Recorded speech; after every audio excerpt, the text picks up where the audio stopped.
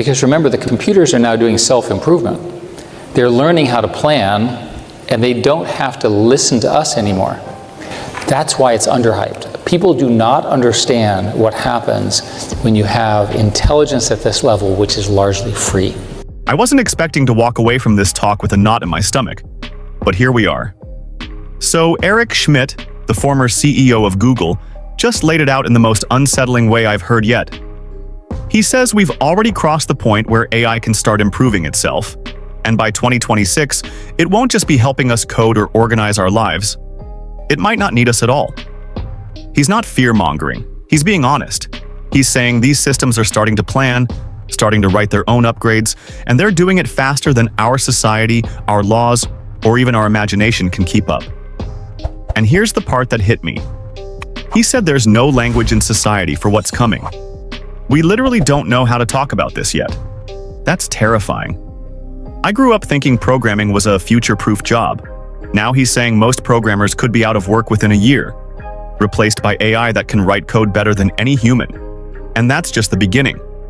We're not just automating tasks anymore, we're automating invention.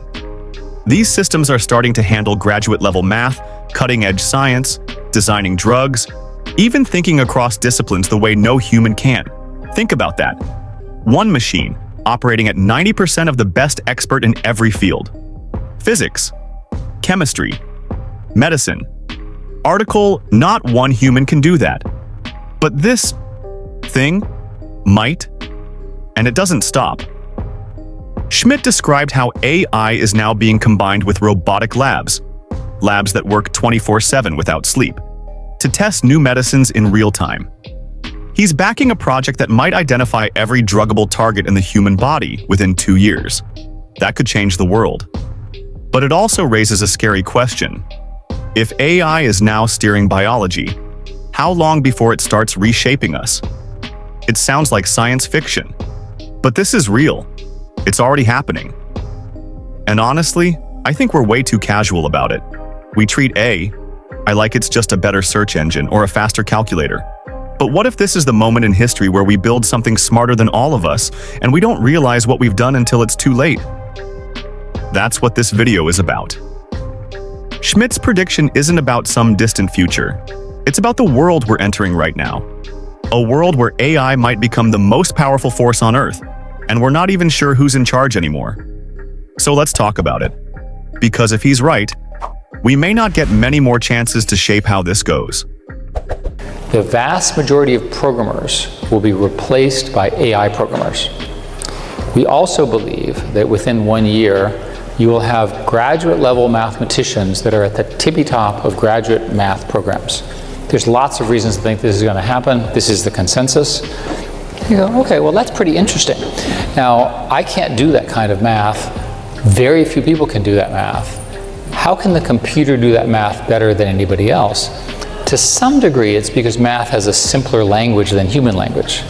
So the way these algorithms actually work is they're doing essentially word prediction. So you take a sentence, you take a word out, and then it learns how to put the correct word back in. This is called the loss function, and it's optimized to do that at a scale that's unimaginable to us as humans.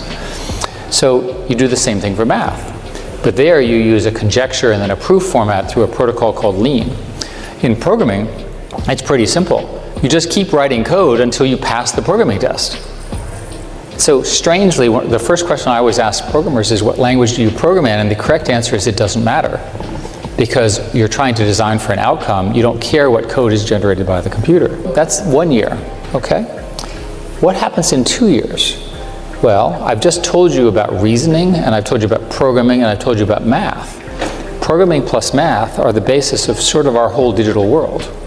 So the evidence and the claims from the research groups in OpenAI and Anthropic and so forth is that they're now somewhere around 10 or 20% of the code that they're developing in their research programs is being generated by the computer. That's called recursive self-improvement, is the technical term. So what happens when this thing starts to scale? Well, a lot. One way to say this is that within 3 to 5 years, we'll have what is called general intelligence, AGI, which can be defined as a system that is as smart as the smartest mathematician, physicist, artist, writer, thinker, politician, maybe not in the same level, but you get the idea. Just the creative industries and so forth, but imagine that in one computer. Okay, well that's pretty interesting. I call this, by the way, the San Francisco consensus, because everyone who believes this is in San Francisco. It may be the water. What happens when every single one of us has the equivalent of the smartest human on every problem in our pocket? Robots are getting real, like dangerously real. A young boy has had his fingers broken by a chess-playing robot during a match at the Moscow Open. Russian media outlets claim the robot pinched the 7-year-old's hand when he made his move too quickly.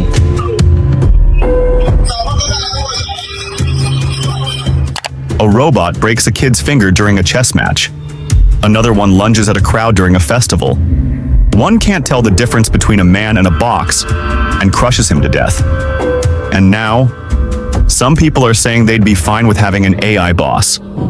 This isn't a movie. These are real events, real jobs, real people. In this video, we're diving into the rise of robots, how they're acting out, taking over, and what that means for the future of your safety and your job.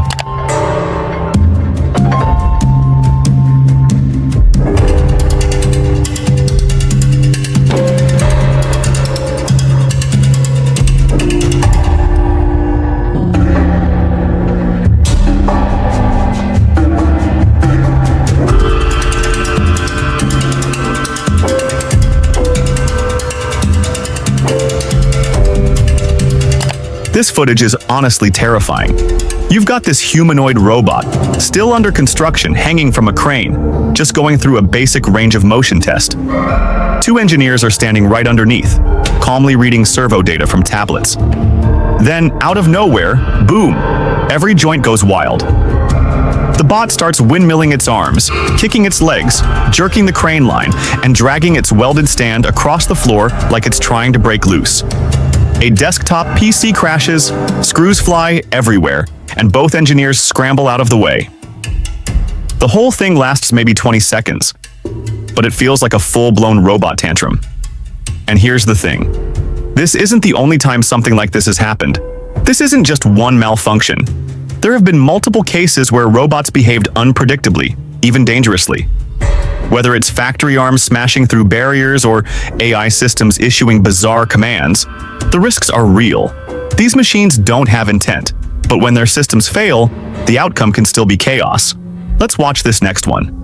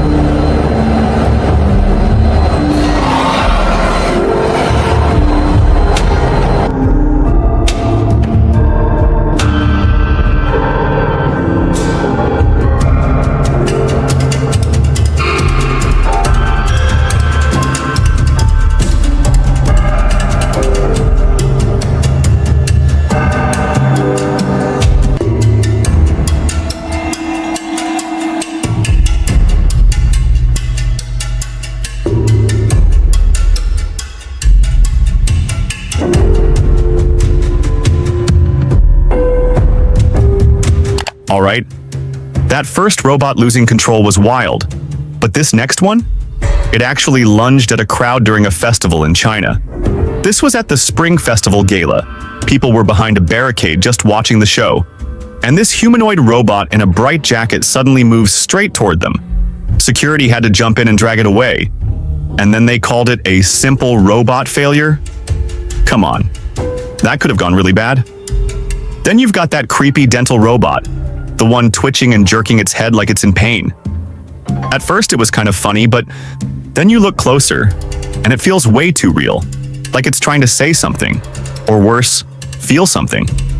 Even if that behavior was programmed for training, it hits differently when the robot starts looking distressed. And what about that clip where someone tries to touch the robot's nose, and it pulls away? Not like a machine, like a person. That gave me actual chills.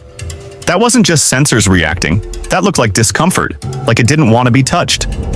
And then there's the last one, a humanoid robot twitching on its own, like it's waking up, breathing almost. I mean, how long until these robots don't just look human, but start thinking like us?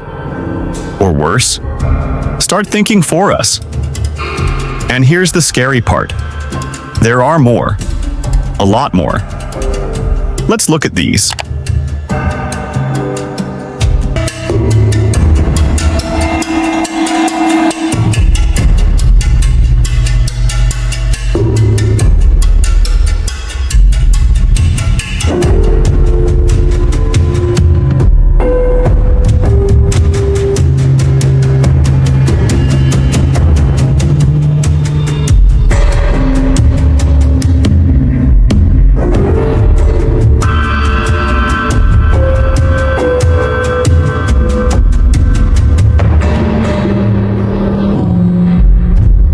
In South Korea, a man was crushed to death by an industrial robot in Goseong County.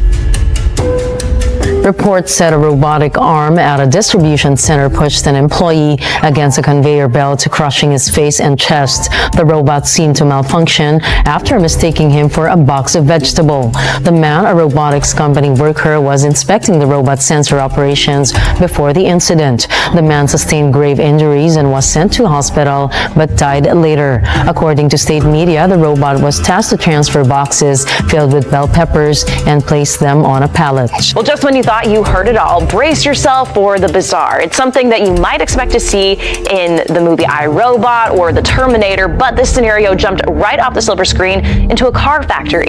Chief Transportation Correspondent May Beeler is here now, and May, a new report was just released about a robot going rogue in a factory and injuring a worker. Yeah, and drew blood. Wow. In the process. This is wild. All right, if this isn't the most bizarre thing, I really don't know what is. It is hard to believe this could happen in real life, but a software engineer was attacked by a malfunctioning robot. Yeah. It happened on the floor of the Tesla factory in Austin, Texas. That, according to an injury report submitted to federal officials and health authorities. While the attack actually happened 2 years ago, the outlandish incident has just now come to light. The robot reportedly attacked and just really acted out on a violent streak after the engineer disabled other robots and inadvertently left it on. Reports say the robot pinned the engineer and sank its metal claws into its back and arm, causing serious injuries, leaving a trail of blood on the floor. Now, the robots were designed to cut car parts from cast pieces of aluminum. The engineer was just programming the software and turned 2 of the other robots off to work on the machines. But the rogue robot was accidentally disregarded, unintentionally left operational, and perhaps displayed its dislike for the disabling of his Android associates. One can only wonder what in the world prompted the attack. You can't make this stuff up. It is just like out of a movie, but it always is the question, right, of robots' sense of awareness, and can they eventually turn on us? Again, it's a sci-fi movie, but what a terrifying incident for that person. Well, just for grins and giggles, I called Tesla or reached out to say, well, what happened to the robot? I didn't hear back, probably the scrapyard. And I wonder if the employee is still at work, because that would freak you out. Right. Yeah, and then other things that can freak you out. Tesla works on robots all the time. They've developed a new one called Optimus that can perform simple tasks, perhaps around the house. Would you trust one? I don't know, maybe not after that. It sounds great because we know we have busy lives and it's awesome to automate those, but I think I would pass on that one, especially after this. And definitely as a nanny. No nanny. People are getting killed by these so-called malfunctions. Like, this isn't sci-fi anymore, it's real life. A kid gets his finger broken by a chess robot. A man crushed to death because a robot thought he was a box. An engineer at Tesla literally bleeding from his back after a robot dug into him. This stuff isn't just unsettling, it's horrifying. And for me, I don't feel safe with robots running around, inside or outside my house. I don't care if they're programmed to help or protect. Looking at these videos, there are real malfunctions. Or is it? Because here's where it gets even more insane. Geoffrey Hinton, one of the godfathers of AI, actually said AI will develop self-awareness and consciousness over time. Think about that. Not only are we building machines that already can't always tell the difference between a human and an object, but we're also heading toward robots that could think and feel. That's not progress, that's playing with fire. Just listen to what Hinton says next. Does humanity know what it's doing? No. I think we're moving into a period when, for the first time ever, we may have things more intelligent than us. You believe they can understand? Yes. You believe they are intelligent? Yes. You believe these systems have experiences of their own and can make decisions based on those experiences? In the same sense as people do, yes. Are they conscious? I think they probably don't have much self-awareness at present. So in that sense, I don't think they're conscious. Will they have self-awareness, consciousness?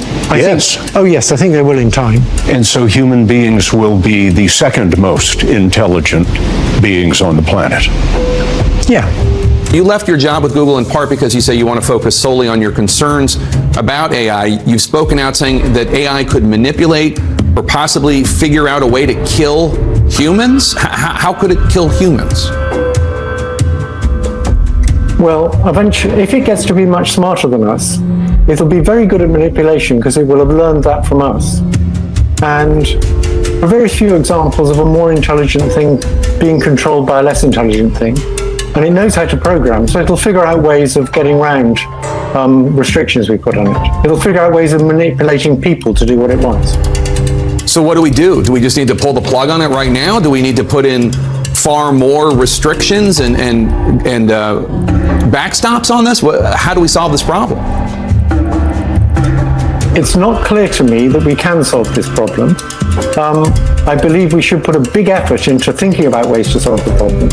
I don't have a solution at present. I just want people to be aware that this is a really serious problem and we need to be thinking about it very hard. I don't think we can stop the progress. I didn't sign the petition saying we should stop working on AI because if people in America stopped, people in China wouldn't. It's very hard to verify whether people are doing it. There have been some whistleblowers who have been warning about the dangers of AI over the past few years. One of them, Timney Gebru, was forced out of Google for voicing his concerns. Looking back on it, do you wish that you had stood behind these whistleblowers more? Timney's actually a woman. Oh, sorry. So they were rather different concerns from mine. I think it's easier to voice concerns if you leave the company first. And their concerns aren't as existentially serious as the idea of these things getting more intelligent than us and taking over. Steve Wozniak, one of the co-founders of Apple, is also speaking out about the dangers he fears will come from AI. Take a listen. Now AI is another more powerful tool, and it's going to be used by those people, for basically really evil purposes. And I hate to see technology being used that way. It shouldn't be, and probably some types of regulation are needed. It sounds like you agree. I agree with that, yes. Yeah, what should that regulation look like? I'm not an expert on how to do regulation. I'm just a scientist who suddenly realized that these things are getting smarter than us. And I want to sort of blow the whistle and say we should worry seriously about how we stop these things getting control over us. And it's going to be very hard, and I don't have the solutions. I wish I did. Does there need to be a meeting of all of the tech groups and governments working on this, Google, China, whatever, and some sort of set of rules of the road? I mean, how do we even protect against bad actors or rogue nations harnessing AI? So for some things it's very hard, like them using AI for manipulating electorates or for fighting wars with robot soldiers. But for the existential threat of AI taking over, we're all in the same boat. It's bad for all of us. And so we might be able to get China and the US to agree on things like that. It's like nuclear weapons. If there's a nuclear war, we all lose, and it's the same if these things take over. So since we're all in the same boat, we should be able to get agreement between China and the US on things like that. Do you think that tech companies will be the solution, or are they so invested in this financially, and also, let's be frank, in terms of power, that they're not going to be part of the solution here? I think the tech companies are the people most likely to be able to see how to keep this stuff under control. Geoffrey Hinton, thank you so much. Come back. We have more questions for you, and we appreciate your candor. Okay, this honestly gave me chills. Geoffrey Hinton, the guy who helped create modern AI, just said he thinks these systems will become more intelligent than humans, and that we could end up second place on our own planet. He's not some fringe voice or YouTuber. This is a guy who worked at Google, walked away from it all just so he could speak freely and warn the world. And the craziest part? He admitted he doesn't know how to stop it. He's not saying maybe. He's saying AI will develop self-awareness, consciousness. It'll make decisions based on its own experiences. Think about that. We're building machines that can think, feel, learn to manipulate, and possibly kill. He even compared it to nuclear weapons. This isn't just about privacy or jobs anymore. This is about control. And when the smartest thing on the planet is no longer human, that's a line we can't uncross. Honestly, after hearing him say all this, I don't care how helpful robots claim to be. Watching those videos, reading these reports, I don't feel safe. Not at home, not in public. And if we don't wake up now, we might not get the chance later. Yeah, it probably is just like, we look at 100 years, okay, it can do the whole creative job. I think it's interesting that if you asked people 10 years ago about how AI was going to have an impact, with a lot of confidence from almost most people, you would have heard, first it's going to come for the blue-collar jobs, working in the factories, truck drivers, whatever. Then it will come for the kind of like the low-skill white-collar jobs, then the very high-skill, like really high IQ white-collar jobs like a programmer or whatever, and then very last of all, and maybe never, it's going to take the creative jobs. And it's really gone and is going exactly the other direction. And I think this, there's an interesting reminder in here, generally about how hard predictions are, but more specifically about, we're not always very aware, maybe even in ourselves, of like what skills are hard and easy, like what uses most of our brain and what doesn't, or how like difficult bodies are to control or make or whatever. What would your kind of observation be on AI and the impact on labor markets and people's jobs, and how they should feel about that as they think about this?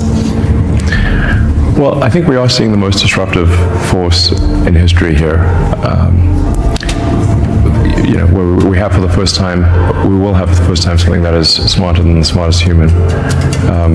And that, it's hard to say exactly what that moment is, but there will come a point where no job is needed. You can have a job if you want to have a job for sort of personal satisfaction, but the AI will be able to do everything. So I don't know if that makes people comfortable or uncomfortable. That's why I say if you wish for a magic genie, that gives you any wishes you want, and there's no limit. You don't have those three wish limit nonsense. You just have many wishes as you want. It's both good and bad. One of the challenges in the future will be, how do we find meaning in life if you have a magic genie that can do everything you want? I do think it's hard, when there's new technology, it tends to usually follow an S-curve. In this case, we're going to be on the exponential portion of the S-curve for a long time. And you'll be able to ask for anything. It won't be, and we won't have universal basic income. We'll have universal high income.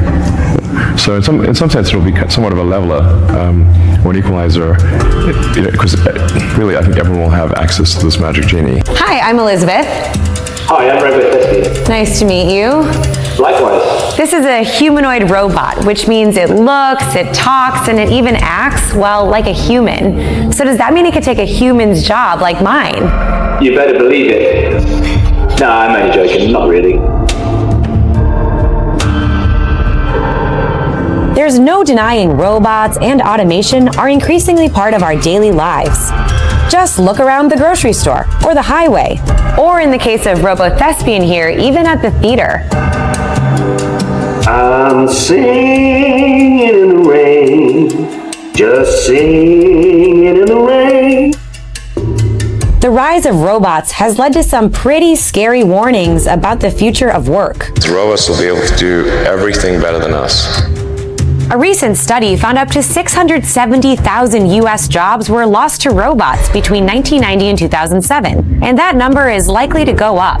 A widely cited study from 2013 found nearly half of all jobs in the U.S. are in danger of being automated over the next 20 years.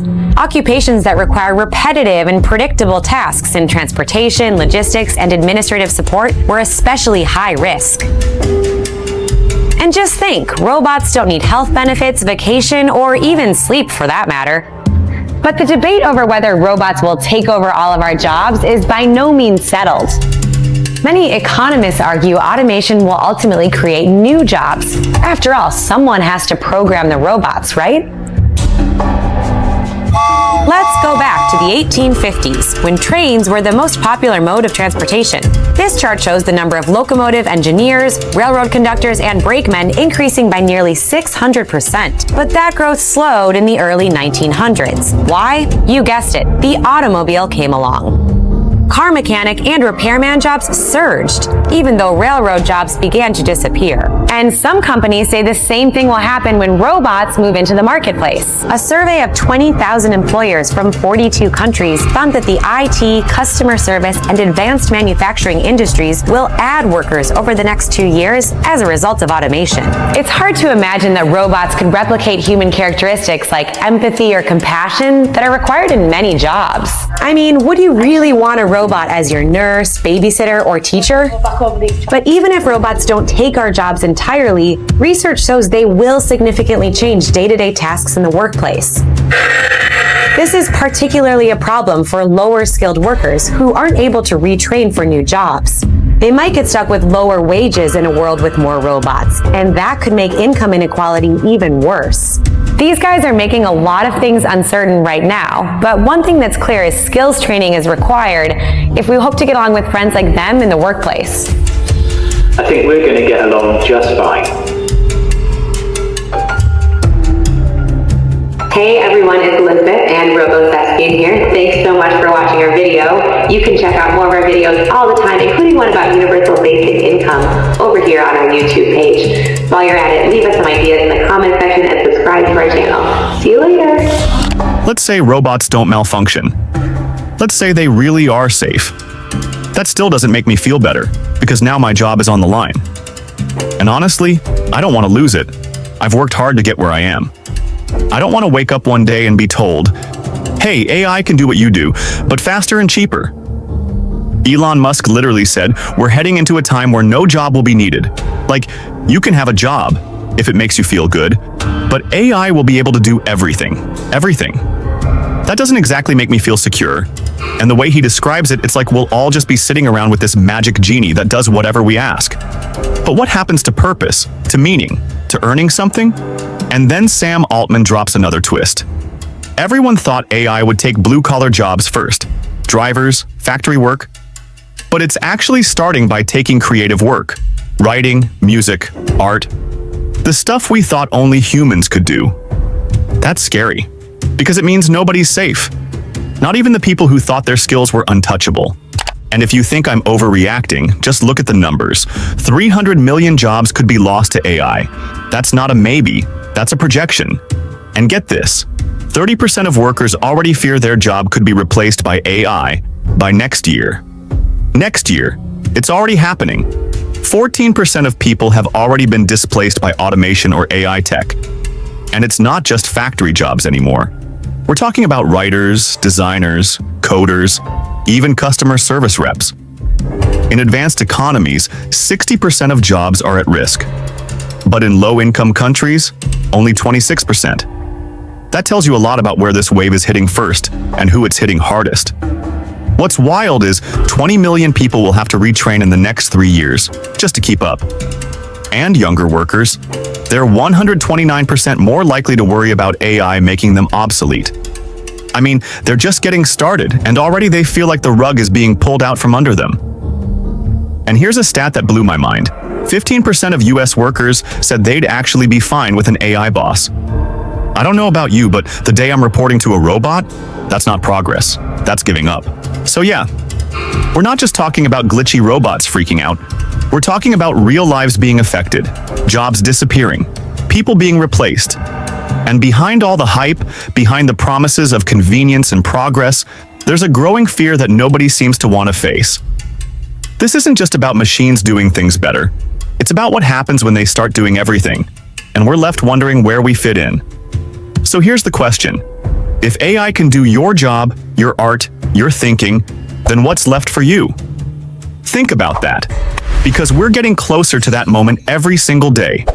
Eventually, there will be a small number of extremely powerful computers that I want you to think about. They'll be in an army base, and they'll be powered by some nuclear power source in the army base, and they'll be surrounded by even more barbed wire and machine guns, because their capability for invention, for power, and so forth exceeds what we want as a nation to give either to our own citizens without permission, as well as to our competitors.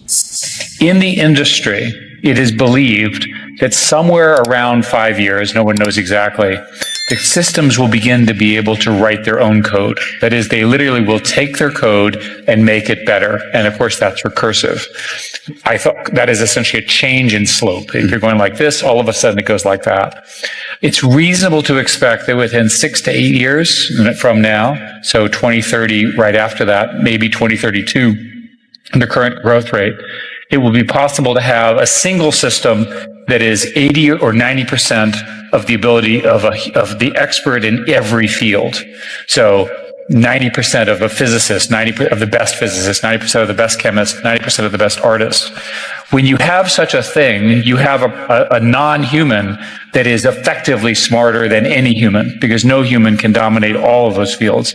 Maybe Leonardo da Vinci could, but certainly not now. AI is moving so fast, it's kind of hard to wrap your head around. We're talking about machines that might replace most programmers within a year, design new medicines overnight, and eventually become smarter than all of us combined. On one hand, the idea that AI could help cure cancer or other deadly diseases is incredible. But on the other, we're building something we may not be able to control. What happens when AI starts thinking for itself? What happens when it doesn't need us anymore? That's what this video is about. Eric Schmidt's terrifying prediction for 2026 and what it could mean for our future. So it isn't just the programmers that are going to be out of work. We're all going to be out of work. No, that's not a consequence. I'll come to that. But the reason I want to make the point here is that in the next year or two, this foundation is being locked in, and we're not going to stop it. It gets much more interesting after that. Because remember, the computers are now doing self-improvement. They're learning how to plan, and they don't have to listen to us anymore. We call that superintelligence, or ASI, artificial superintelligence. And this is the theory that there will be computers that are smarter than the sum of humans. Yeah. The San Francisco consensus is this occurs within 6 years, just based on scaling. Now, in order to pull this off, you have to have an enormous amount of power. I was here yesterday testifying about this, and we need I can talk at some length about how many gigawatts and how many nuclear power plants and all that kind of stuff we can talk about separately. This path is not understood in our society. There's no language for what happens with the arrival of this. I wrote a book on this with Henry Kissinger called Genesis, which I recommend, obviously, because I wrote available it. Available in your usual places. But the important point is, this is happening faster than our society, our democracy, our laws will address. And there's lots of implications. That's why it's underhyped. People do not understand what happens when you have intelligence at this level, which is largely free. That's the point. How do we get ready for it? Well, we start by talking about it. And by the way, on the jobs thing, everyone assumes that automation will eliminate jobs. If you look at the history of automation ever since the looms and 300 years ago, the jobs are changed, but more jobs are created than destroyed. In this case, you'd have to convince me that this time is different. If you look in Asia, where they, for whatever reason, are choosing not to have children, the Asian reproduction rate is in the order of 1.0 or lower. So they're rapidly disappearing. So the Asian countries are very, very quickly automating. The tools that I'm describing will allow the few humans that will be working very hard in 30 or 40 years, if these trends continue. The rest of us will be dependent on those hardworking humans. It'll make their productivity much greater. The former CEO of Google say we've basically lost control of AI by 2026 really got to me. He's not talking in vague terms either. He's saying these systems are already learning how to improve themselves. They're starting to plan things without needing us, and once that happens, we're not in charge anymore. That's terrifying. What really hit me was when he said there's no language in society for what's coming. Like, we don't even know how to talk about superintelligence. And yet it could be here in just a few years? That's wild. And yeah, we're not prepared. Our laws, our politics, even our basic understanding of technology, none of it is ready for machines that are smarter than all humans put together. And while everyone's talking about jobs, he's like, sure, jobs will change, but this time might actually be different, especially in countries where populations are shrinking fast and automation is already filling the gaps. Honestly, I think we're way too casual about this. We keep acting like AI is just a cool tool, but this could reshape the world in ways we can't take back.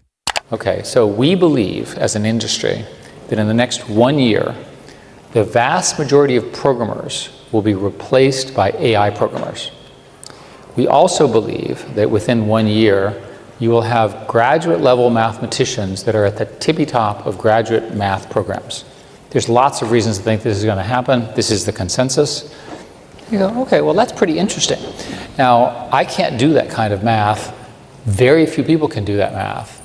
How can the computer do that math better than anybody else? To some degree, it's because math has a simpler language than human language. So the way these algorithms actually work is they're doing essentially word prediction. So you take a sentence, you take a word out, and then it learns how to put the correct word back in. This is called the loss function. And it's optimized to do that at a scale that's unimaginable to us as humans. So you do the same thing for math. But there you use a conjecture and then a proof format through a protocol called lean. In programming, it's pretty simple. You just keep writing code until you pass the programming test. So strangely, the first question I always ask programmers is, what language do you program in? And the correct answer is it doesn't matter. Because you're trying to design for an outcome, you don't care what code is generated by the computer. This is a whole new world, okay? So that's 1 year, okay? What happens in 2 years? Well, I've just told you about reasoning, and I've told you about programming, and I've told you about math. Programming plus math are the basis of sort of our whole digital world. So the evidence and the claims from the research groups in OpenAI and Anthropic and so forth is that they're now somewhere around 10 or 20% of the code that they're developing in their research programs is being generated by the computer. That's called recursive self-improvement, is the technical term. So what happens when this thing starts to scale? Well, a lot. One way to say this is that within 3 to 5 years, we'll have what is called general intelligence, AGI, which can be defined as a system that is as smart as the smartest mathematician, physicist, artist, writer, thinker, politician, maybe not in the same level, but you get the idea. Just the creative industries and so forth, but imagine that in one computer. Okay, well, that's pretty interesting. I call this, by the way, the San Francisco consensus, because everyone who believes this is in San Francisco. It may be the water. What happens when every single one of us has the equivalent of the smartest human on every problem in our pocket? So it means you have the best architect when you have an architecture problem. Another thing that's going on is the development of agentic solutions. And agents are referred to systems that have input and output in memory, and they learn.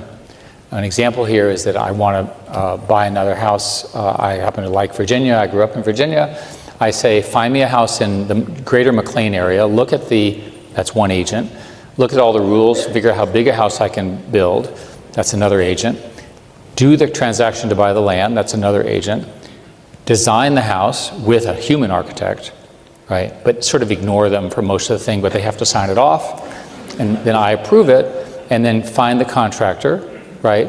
Hire the contractor, pay the bills, and then at the end, sue the contractor for lack of performance. Okay? Now, I just gave you the stupidest possible explanation. I just described every business process, every government process, and every sort of academic process in our nation. I'll be honest. Hearing Eric Schmidt say that most programmers could be replaced by AI in just 1 year, that's a lot to take in.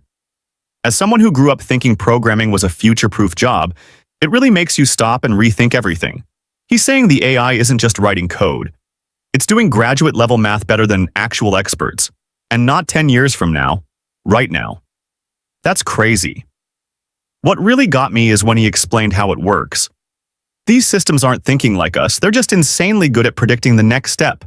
And when you apply that to math and programming, they don't need creativity the way humans do. They just need scale and structure. And then he drops this idea of recursive self-improvement.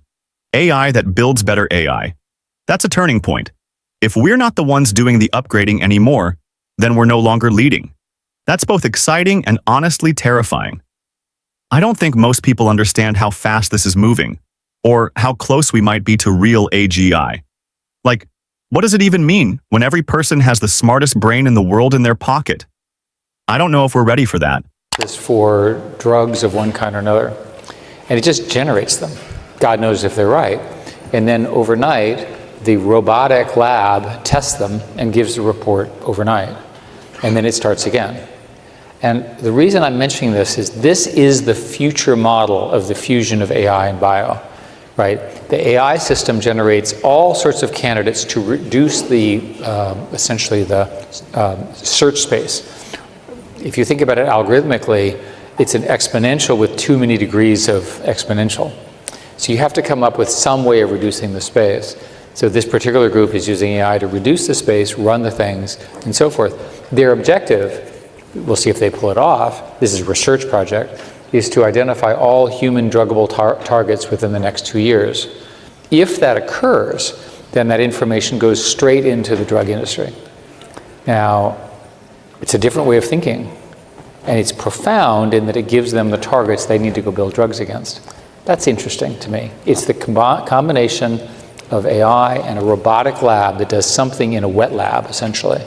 So one model that you should think about is wet labs will be roboticized, and the wet labs will have they're not humanoid robots, they're arm robots, and they go boom, boom, boom, and they do the pipetting and so forth and so on, and they do it 24 hours a day.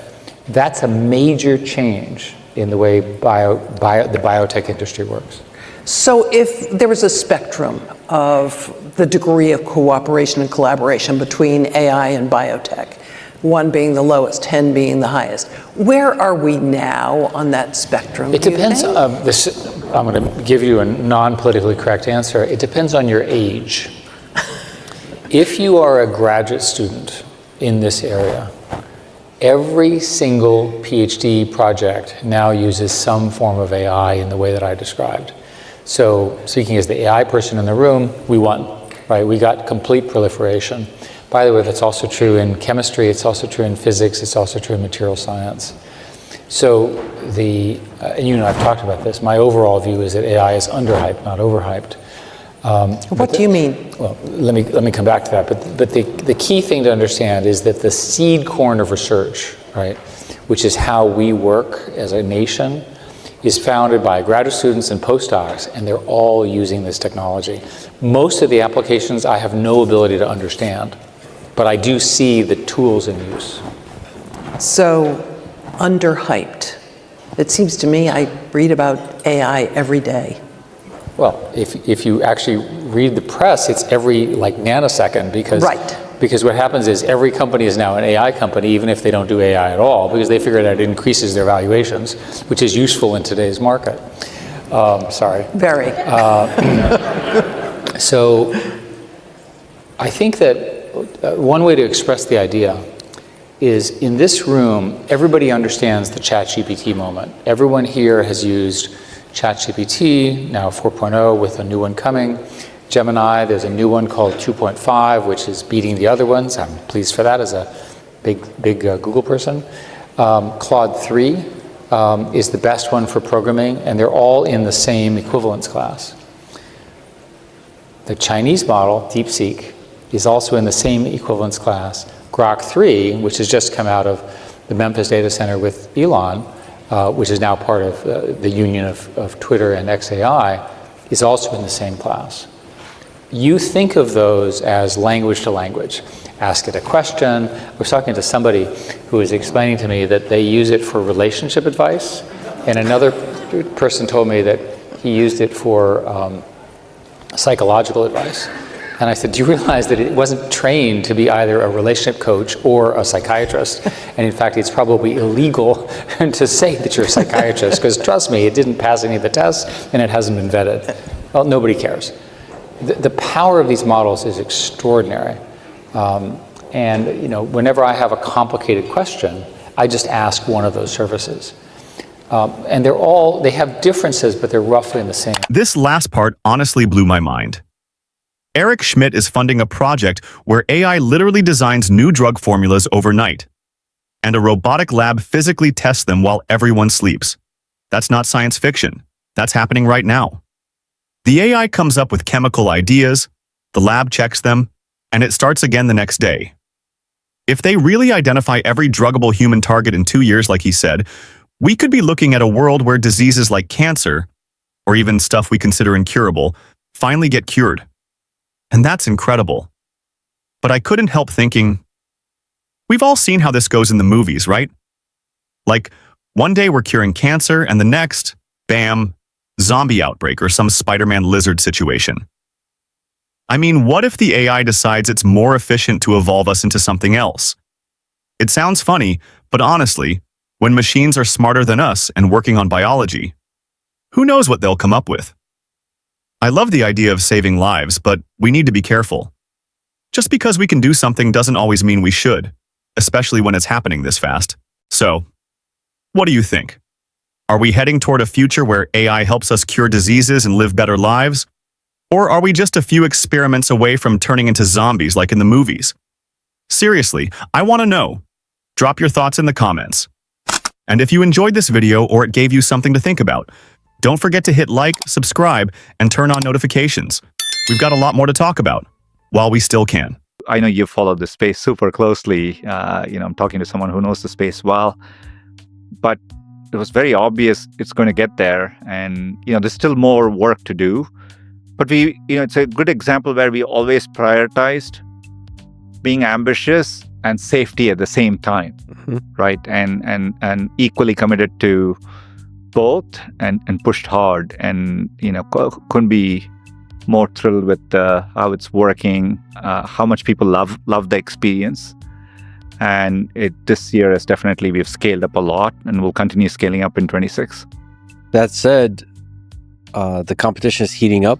You've been friendly with Elon, even though technically he's a competitor, but you've been friendly with a lot of tech CEOs in that way, just showing respect towards them and so on. What do you think about the robotaxi efforts that Tesla is doing? Do you see it as competition? What do you think? Do you like the competition?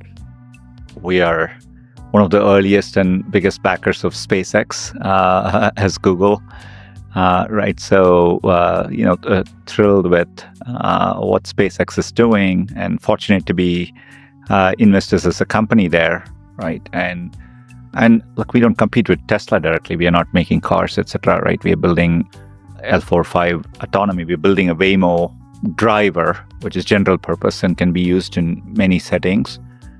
They're obviously working on making Tesla self-driving too. I've just assumed it's a de facto that Elon would succeed in whatever he does. So, that is not something I question. So, but I think we are so far from these spaces are such vast spaces. Like I think about transportation, the opportunity space. The Waymo driver is a general purpose technology we can apply in many situations. So you have a vast green space. In all future scenarios, I see Tesla doing well and, Waymo doing well. Like we mentioned with the Neolithic package, I think it's very possible that in the quote-unquote AI package, when the history is written, autonomous vehicles, self-driving cars is like the big thing that changes everything. Imagine over a period of a decade or two, just the complete transition from manually driven to autonomous in ways we might not predict. It might change the way we move about the world completely. So that, the possibility of that, and then the second and third order effects, as you're seeing now with Tesla, very possibly you would see some internally with Alphabet, maybe Waymo, maybe some of the Gemini robotics stuff. It might lead you into the other domains of robotics, because we should remember that Waymo is a robot. Mm-hmm. It just happens to be on 4 wheels. So you said that the next big thing, we can also throw that into AI package. The big aha moment might be in the space of robotics. What do you think that would look like? Demis and the Google DeepMind team is very focused on Gemini robotics, right? So we are definitely building the underlying models well. So we have a lot of investments there. And I think we are also pretty cutting edge in our research there. So we are definitely driving that direction. We obviously are thinking about applications in robotics. We'll kind of work seriously. We are partnering with a few companies today, but it's an area I would say stay tuned. We are yet to fully articulate our plans outside, but it's an area we are definitely committed to driving a lot of progress. But I think AI ends up driving that massive progress in robotics. The field has been held back for a while. I mean, the hardware has made extraordinary progress.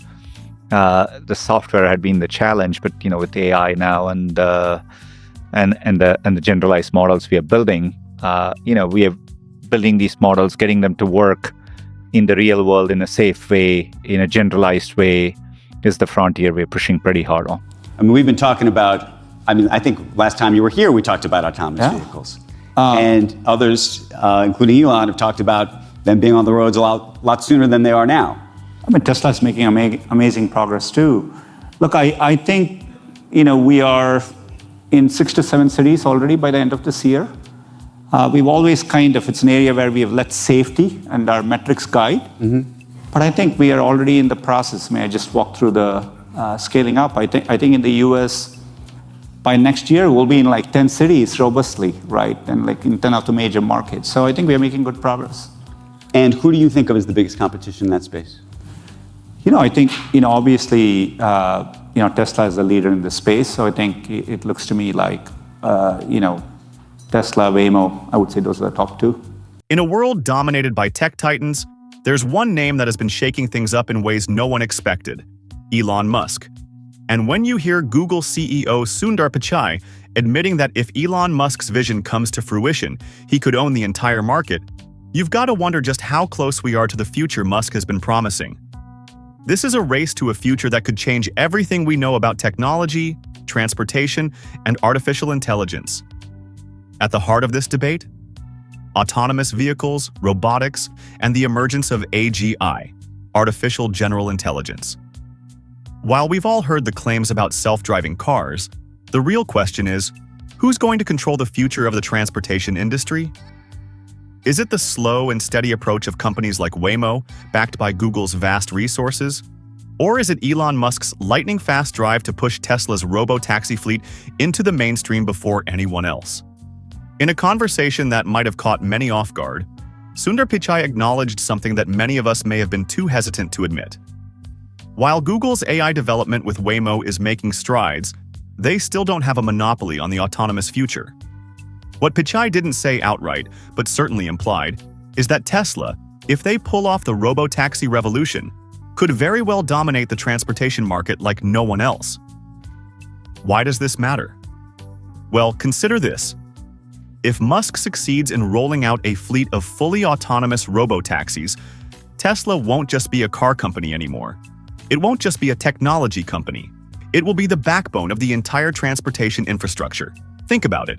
Each Tesla could become an income-generating asset, a piece of a massive digital transportation network.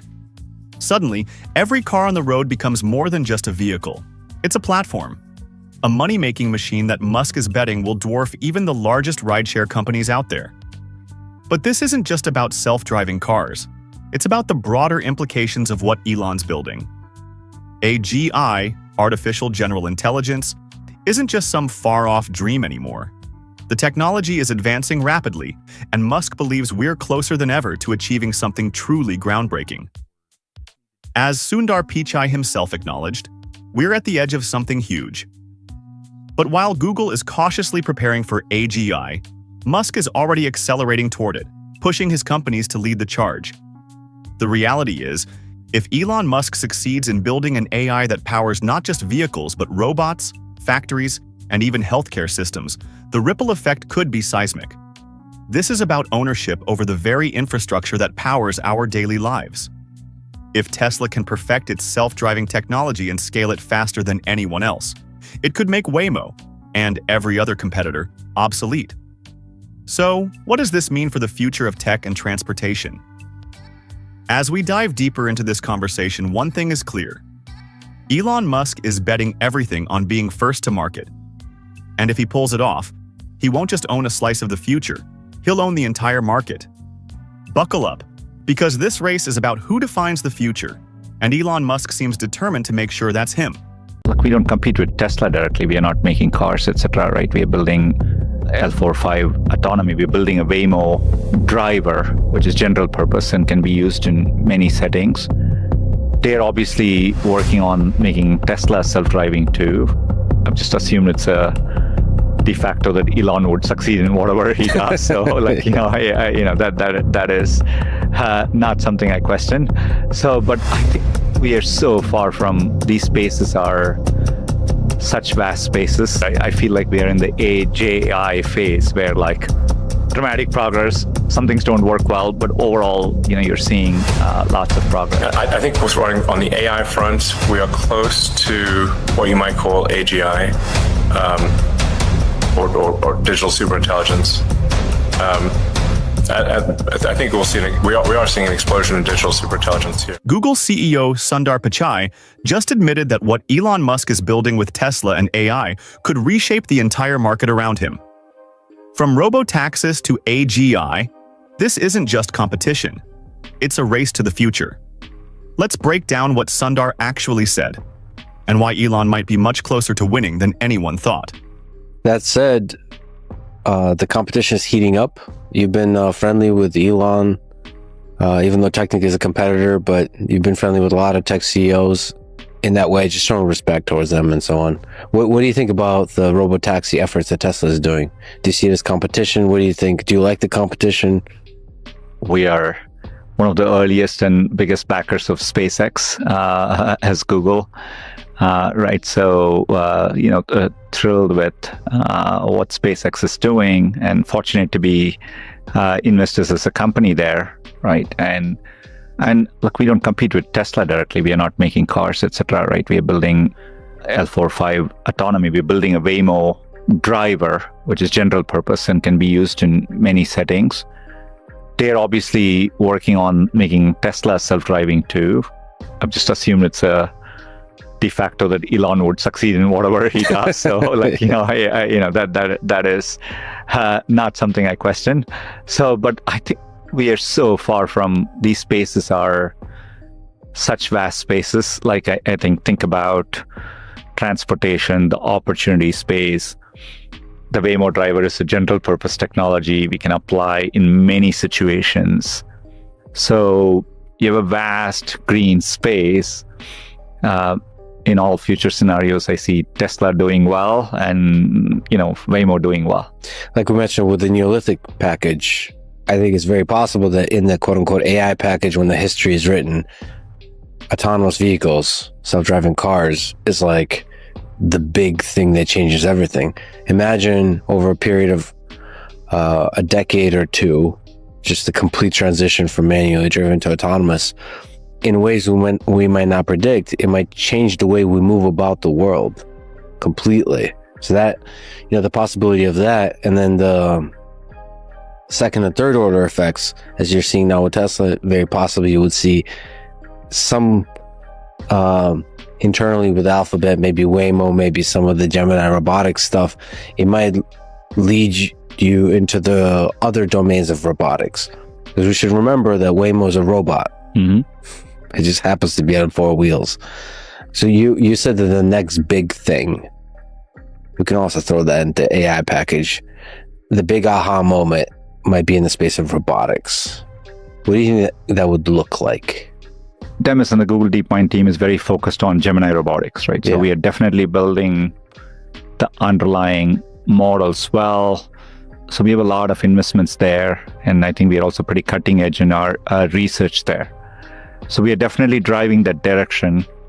We obviously are thinking about applications in robotics. We'll kind of work seriously. We are partnering with a few companies today, but it's an area I would say stay tuned. We are yet to fully articulate our plans outside, but it's an area we are definitely committed to driving a lot of progress. But I think AI ends up driving that massive progress in robotics. The field has been held back for a while. I mean, the hardware has made extraordinary progress. The software had been the challenge, but with AI now and the generalized models we are building, we are building these models, getting them to work in the real world in a safe way, in a generalized way, is the frontier we're pushing pretty hard on. Well, it's really nice to see the models and the different teams integrated to where all of them are pushing towards one world model that's being built. So from all these different angles, multimodal, you're ultimately trying to get Gemini. So the same thing that would make AI mode really effective in answering your questions, which requires a kind of world model, is the same kind of thing that would help a robot be useful in the physical world. So everything's aligned. That is what makes this moment so unique, because running a company, for the first time, you can do one investment in a very deep horizontal way. On top of it, you can drive multiple businesses forward, right? And that's effectively what we are doing in Google and Alphabet. When Lex Fridman asked Sundar Pichai what he thought about Tesla's robotaxi efforts, I was expecting a bit of corporate dodging. But instead, Sundar gave a pretty honest and respectful answer. He didn't talk trash, didn't dismiss Tesla, and actually gave Elon Musk a huge vote of confidence. He said, flat out, he assumes Elon will succeed at whatever he does. That's a pretty strong statement, especially coming from the CEO of Google. Now, technically, Tesla and Google don't compete head-to-head. Google isn't making cars, they're not building a Tesla killer in the traditional sense. But through Waymo, they're building something arguably just as ambitious: a general-purpose AI driver. They want to create a brain that can drive any vehicle in any setting, not just a Tesla, but delivery vans, taxis, trucks, and maybe even robots down the road. Sundar framed it as a massive opportunity. He said the entire transportation space is so big that both Tesla and Waymo can win. And honestly, that's probably true right now. But here's where it gets real. If Elon actually pulls this off and Tesla's robotaxis go mainstream, the balance of power could shift fast. Let's look at the facts. Tesla announced it's launching its robotaxi service in Austin on June 22nd. Elon says this will be the future of Tesla, and he's gone as far as to predict that Tesla will end up with 99% market share. That sounds insane, but that's Elon. He talks in extremes, and sometimes he gets there. But right now, there are real robotaxis on the road, and none of them are Teslas. Waymo is already operating in 4 major US cities. They're giving 250,000 paid rides a week. Their fleet has done over 10 million rides, and they just partnered with Uber in Austin and plan to expand to Atlanta. That's not a test, that's not a concept. That's real, revenue-generating service. Tesla, on the other hand, hasn't put a single robotaxi on the road yet. Their full self-driving system still isn't fully autonomous. And unlike Waymo, Tesla doesn't use LiDAR, which is widely seen by experts as a safer way to detect people and obstacles. Elon's been vocal, even mocking, about it. He says people don't shoot lasers out of their eyes, so cars shouldn't either. But the truth is, LiDAR adds an extra layer of safety, especially in bad visibility. And the National Highway Traffic Safety Administration has already launched several investigations into Tesla's FSD, including a fatal crash involving a pedestrian. So when people say Tesla is ahead, it depends on how you define ahead. If we're talking hype, Elon has it. If we're talking actual robo-taxis giving people rides today, Waymo is leading. But here's where things get interesting. Cost. Waymo's system is expensive. Their cars are loaded with sensors and hardware. Tesla's approach, using only cameras and software, is cheaper. If Tesla can get that to work safely, they could scale way faster than anyone else. And this is what makes Sundar's comments so powerful. He's basically saying, we're not underestimating Elon. They've invested in SpaceX. They know what he's capable of, and they're treating Tesla not as a direct rival, but as part of the same massive shift that's reshaping transportation, robotics, and AI all at once. That's the bigger picture. Sundar mentioned something important. That Waymo is a robot on wheels. It's not just about driving. It's part of a larger robotics push inside Google, with Gemini powering the brains behind not only cars, but potentially humanoid robots in the future. If you zoom out, both Tesla and Google are building the same thing, a general intelligence that can navigate the real world. One just happens to be doing it from inside a car, and the other is doing it across multiple domains.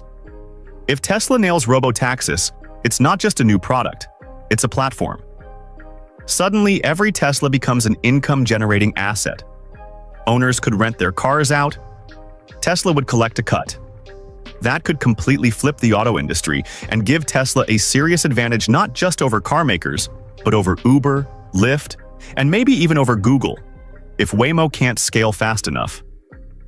At the same time, it's clear Sundar and the Google team aren't just sitting still. They're investing heavily in AI, robotics, and world models. And they've got the money to wait this out. Alphabet made $100 billion in profit last year. Waymo's $4.1 billion in losses barely registers on their balance sheet. Compare that to Tesla, which made $7 billion. But that number is down 53% from the year before. So financially, Google has more room to take risks. In the end, this isn't a fight between two companies. It's a race to reshape the world. Autonomous cars aren't just cool tech. They could redefine how cities are built, how people commute, how goods move, and how we interact with machines. Sundar's basically saying, buckle up. This is going to be bigger than anyone realizes. And I agree.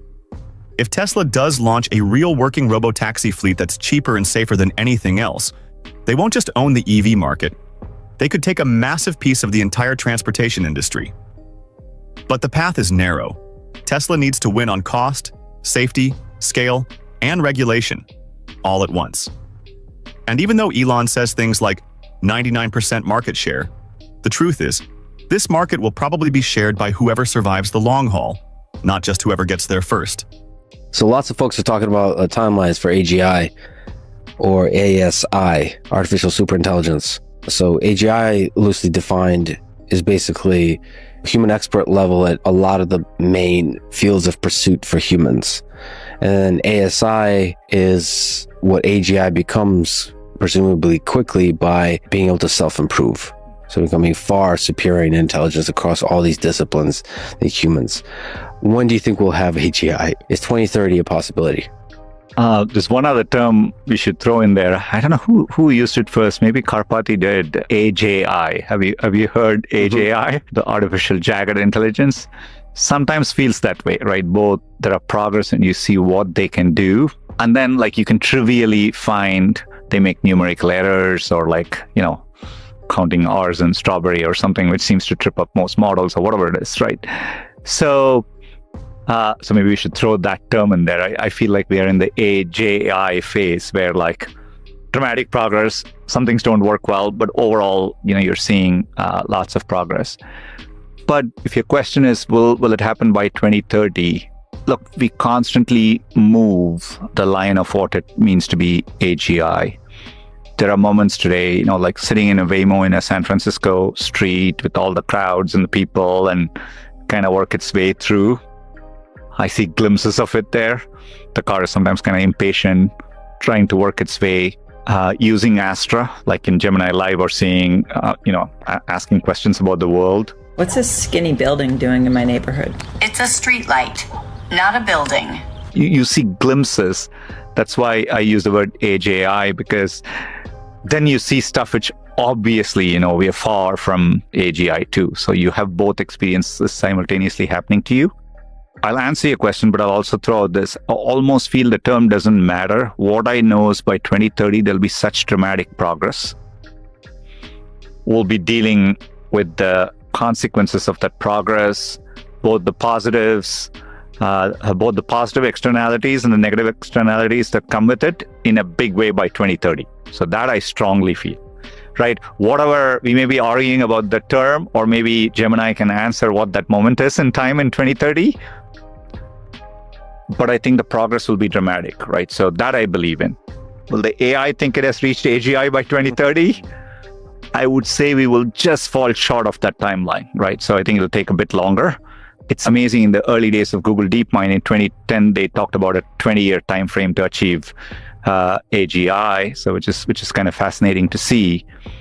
But for me, the whole thing, seeing what Google Brain did in 2012, and when we acquired DeepMind in 2014, right close to where we are sitting in 2012, Jeff Dean showed the image of when the neural networks could recognize a picture of a cat, right, and identify it. This is the early versions of Brain, right? And so, we all talked about couple decades. I don't think we'll quite get there by 2030. So my sense is it's slightly after that. But I would stress it doesn't matter like what that definition is, because you will have mind-blowing progress on many dimensions. Maybe AI can create videos. We have to figure out as a society, how do we need some system by which we all agree that this is AI generated and we have to disclose it in a certain way, because how do you distinguish reality otherwise?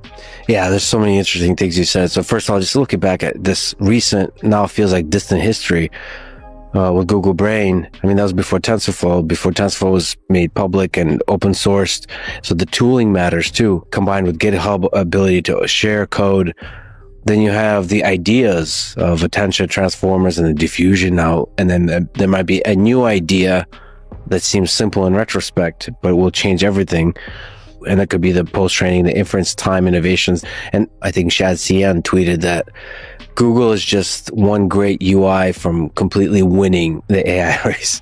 Meaning like UI is a huge part of it. Like how that intelligence, I think Logan Kirkpatrick likes to talk about this right now. It's an LLM, but when is it going to become a system where you're talking about shipping systems versus shipping a particular model? Yeah, that matters too. How the system is manifests itself and how it presents itself to the world. That really, really matters. Oh, hugely so. There are simple UI innovations which have changed the world, right? And I absolutely think so. We will see a lot more progress in the next couple of years. I think AI itself on a self-improving track for UI itself. Like, today we are like constraining the models. The models can't quite express themselves in terms of the UI to people. But that is if you think about it, we've kind of boxed them in that way. But given these models can code, they should be able to write the best interfaces to express their ideas over time, right? That is an incredible idea. So their API is already open. So you can create a really nice agentic system that continuously improves the way you can be talking to an AI. Yeah. But a lot of that is the interface. And then, of course, the incredible multimodal aspect of the interface that Google's been pushing. These models are natively multimodal. They can easily take content from any format, put it in any format. They can write a good user interface. They probably understand your preferences better than over time. And so all this is like the evolution ahead, right? And so that goes back to where we started the conversation. I think there'll be dramatic evolutions in the years ahead. Maybe one more kitchen question. This even further ridiculous concept of P-Doom. So the philosophically minded folks in the AI community think about the probability that AGI and then ASI might destroy all of human civilization. I would say my P-doom is about 10%. Do you ever think about this kind of long-term threat of ASI? Well, every year has been somewhat pivotal, and this one's no different. In terms of interesting things that hopefully are accomplished this year, getting Starship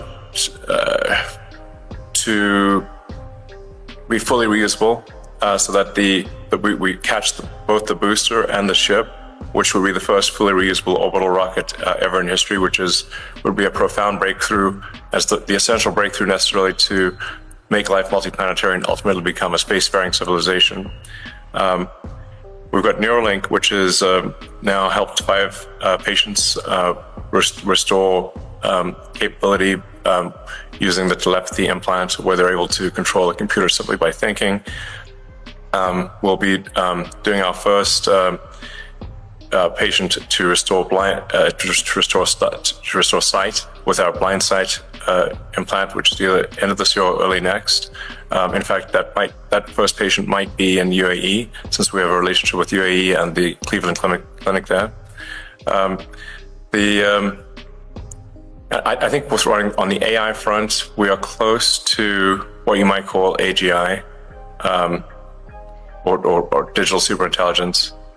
I think we are seeing an explosion in digital superintelligence here.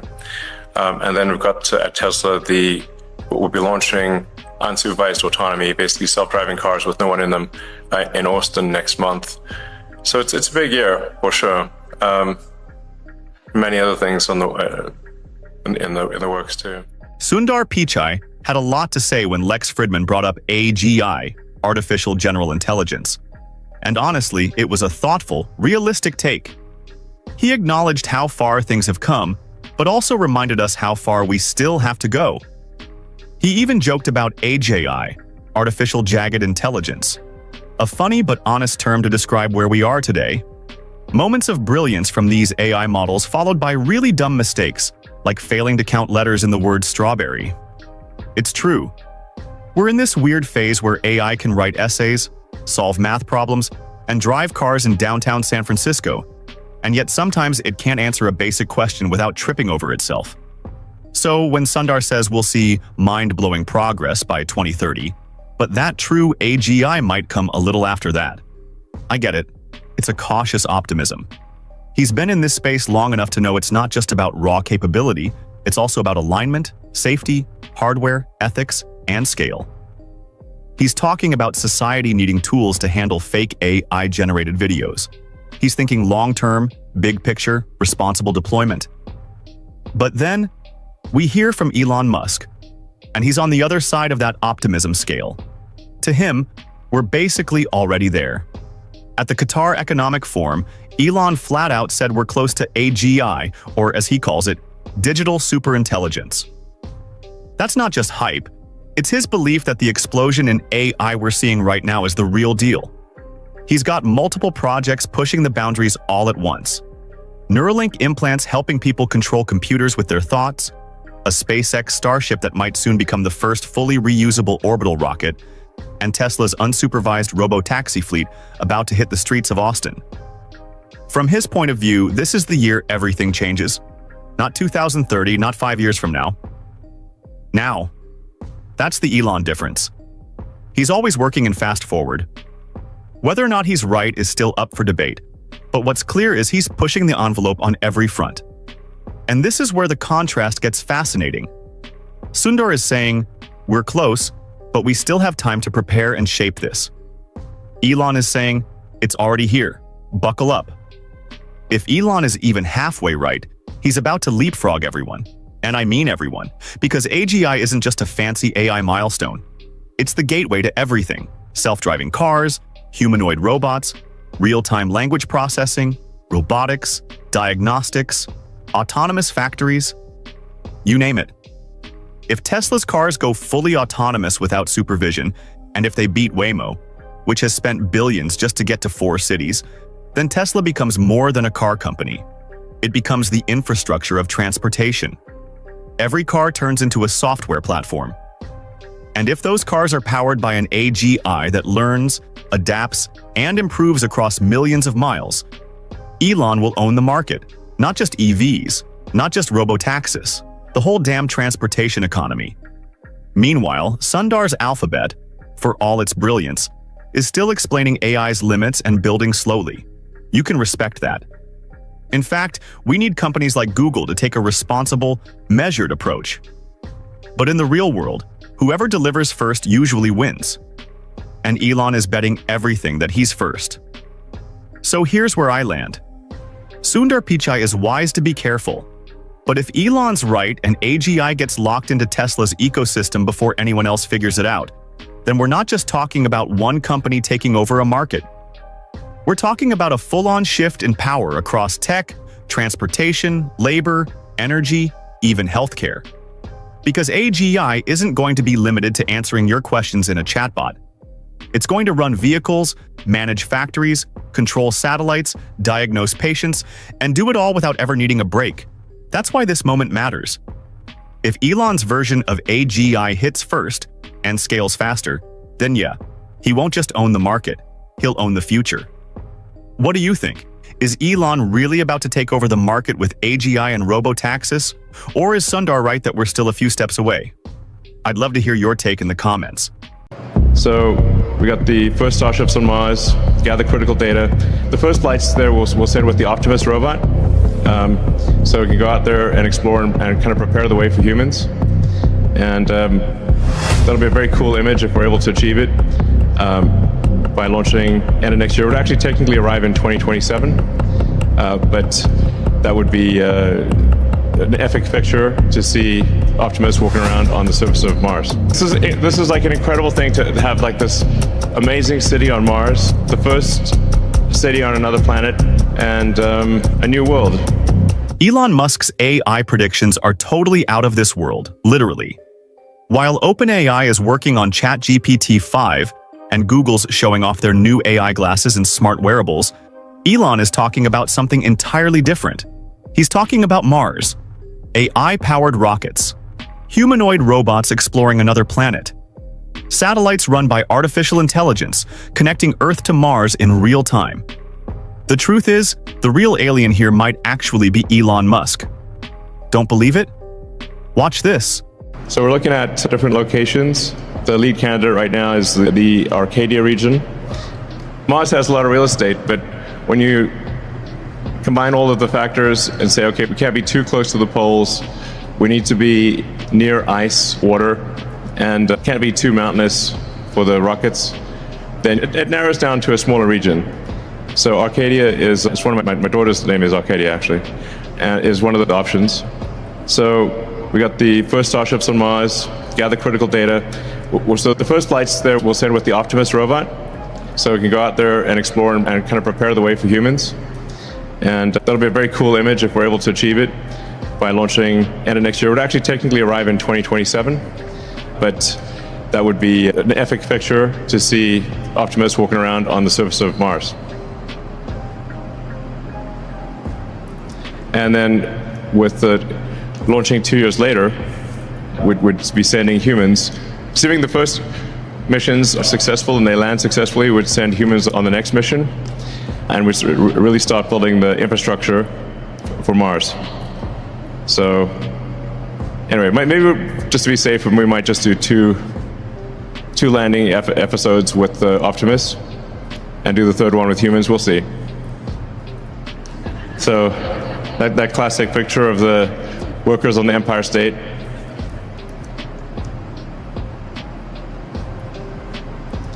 And then for communications on Mars, we'll be using a version of Starlink to provide internet on Mars.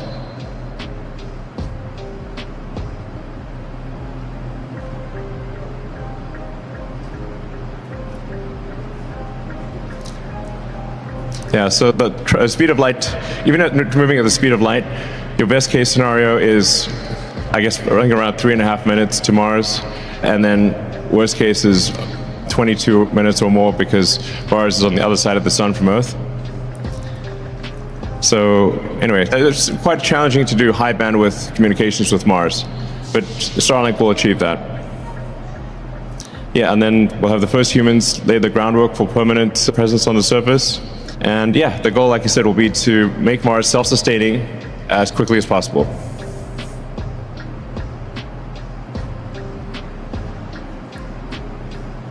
So it's just a sort of rough idea of what things will be like with the first city on Mars. My guess is we'll probably put the launch pads a little further away, or the landing pads, just in case. But for Mars, we're going to need a lot of solar power. You can't really walk around on the surface of Mars, at least as yet, until Mars is terraformed to be like Earth. You need to walk around with a Mars suit and be initially in kind of like glass domes. But it would work, and eventually we can make Mars into an Earth-like planet. And we want to get to the point where we're transferring over 1 million tons at every Mars transfer window. And then that's like a serious civilization. A megaton per transfer window. Elon Musk just made it official. The first explorer to walk the surface of Mars won't be a human. It'll be Optimus, the humanoid AI robot Tesla's been developing behind the scenes. According to Musk, SpaceX's massive Starship rocket will carry the Optimus robots to Mars as early as 2026, with the mission aimed at preparing the Martian environment before humans ever set foot there. He even posted about it directly on X, formerly Twitter, marking the first time he publicly connected Tesla's humanoid robot to an actual Mars mission. This isn't speculation anymore, it's part of the plan. And Musk already has a destination picked out. A region on Mars called Arcadia. It's not just any spot, it was chosen strategically. The area has the right elevation, it's near access to ice water, and it's relatively flat, which makes it ideal for landing rockets. It's also symbolic. Elon named his daughter Arcadia. So yeah, this one's personal. Now, I know how this sounds, like science fiction. But this is real. The plan is to send fully uncrewed starships loaded with AI robots to scout terrain, gather scientific data, and even begin testing infrastructure before human arrival. No astronauts, no flag planting ceremony. Just a robot silently walking out onto the surface of Mars. The first life form to do it. That's the first footprint on Mars, and it won't belong to us. It'll belong to a machine. And let's be clear, this isn't just Elon dreaming out loud. He's serious about this. He said that if everything goes to plan, the first Starship carrying Optimus could launch by the end of next year, with actual arrival on Mars sometime in 2027. That's less than 2 years away. Let that sink in. In under 24 months, we could be watching footage of a humanoid AI robot walking across an alien planet. And Elon, being Elon, he's already thinking ahead. He's considering sending multiple Optimus missions before any humans go, just to be cautious. And honestly, that's brilliant. Send the robots first. Let them take the risk. If something fails, we reset and improve. We don't mourn. We iterate. It's the kind of calculated risk that actually increases the odds of long-term success. And here's what really hits me. If that moment actually happens, if the world sees a Tesla-built robot walking around on Mars, captured live on camera, it will be one of the most powerful images of the century. Not because of how futuristic it looks, but because of what it means. It signals a turning point, that for the first time, AI has become the ambassador of Earth. That humanity trusted a machine to take the first step toward colonizing another world. That's not just history, that's legacy.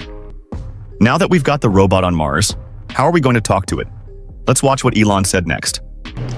And we really start building the infrastructure for Mars. So anyway, maybe just to be safe, we might just do two landing episodes with the Optimus and do the third one with humans. We'll see. So that classic picture of the workers on the Empire State.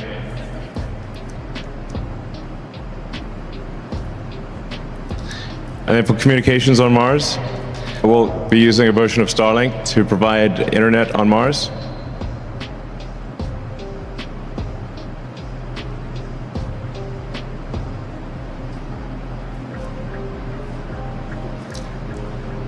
Yeah, so the speed of light, even at moving at the speed of light, Your best case scenario is, I guess, running around 3.5 minutes to Mars, and then worst case is 22 minutes or more because Mars is on the other side of the sun from Earth. So anyway, it's quite challenging to do high bandwidth communications with Mars, but Starlink will achieve that. Yeah, and then we'll have the first humans lay the groundwork for permanent presence on the surface. And yeah, the goal, like I said, will be to make Mars self-sustaining as quickly as possible.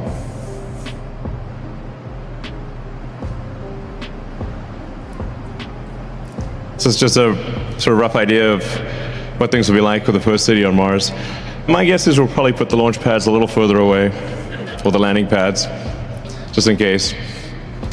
But for Mars, we're going to need a lot of solar power. You can't really walk around on the surface of Mars, at least as yet, until Mars is terraformed to be like Earth. You need to walk around with a Mars suit and be initially in kind of like glass domes. But it would work, and eventually we can make Mars into an Earth-like planet. And we want to get to the point where we're transferring over 1 million tons at every Mars transfer window. And then that's like a serious civilization. 1 megaton per transfer window.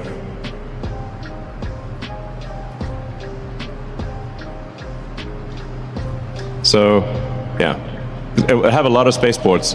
I mean, because of the fact that you can't fly there continuously and you have to transfer in these windows, you'd have a gathering of 1,000 ships, or 2,000 ships, or more than that. So we have this kind of like Battlestar Galactica feel, where all these ships are in orbit, waiting to depart. I think, an amazing image of all these ships departing at once. And then you're going to need, obviously, a lot of launch pads, a lot of landing pads on Mars. Or you'll need to move the ships off the landing pad pretty fast. If you've got a few thousand ships inbound, probably need at least a few hundred landing pads. Anyway, we'll solve that problem later. So, yeah, this is like an incredible thing to have, like this amazing city on Mars, the first city on another planet, a new world. And it's also an opportunity to, I think, for the Martians to rethink how they want civilization to be. So you can maybe rethink, like, what kind of form of government do you want? What new rules do you want to have? There's a lot of freedom and opportunity in Mars to do a recompile on civilization, which will be up to the Martians. So, all right. So now that we've got Optimus heading to Mars, there's a major question left to answer. How are we going to stay in contact? Elon's answer? Starlink. But not the same Starlink that's bringing high-speed internet to remote areas of Earth. He's talking about a completely upgraded, AI-enhanced version of Starlink that can handle deep space communication between Earth and Mars. Robots walking on Mars, satellites bridging planets, rockets flying themselves. The future isn't coming, it's already lifting off. What do you think? Will AI be humanity's greatest tool or our biggest gamble? Drop your thoughts in the comments. And if you enjoyed this breakdown, hit like and subscribe for more deep dives into the future of tech.